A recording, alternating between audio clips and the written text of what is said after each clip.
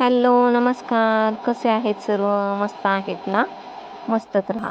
सर्वांना सर्वप्रथम श्री स्वामी समर्थ. तुम्हाला सर्वांना आजचा दिवस खूप छान आनंदाचा आणि आरोग्यदायी जाओ. तर हे झालं आहे माझं हळदीचं लेपन आणि इथं मी काढलेली आहे सुंदर अशी रांगोळी. त्यानंतर आम्ही तयारी केली व पूजेसाठी गेलेलो. मस्त अशी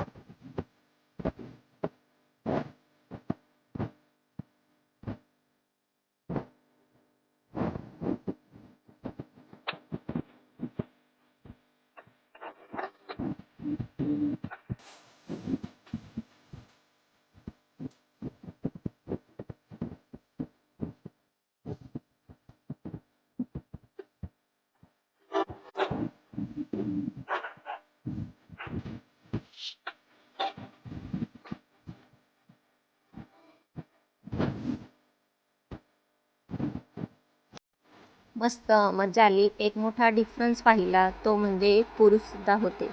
आपण ज्यांच्यासाठी पूजा करतोय, जर ती व्यक्ती आपल्यासोबत आली तर खरंच त्या बाईला, त्या स्त्रीला सुद्धा आनंद होतो.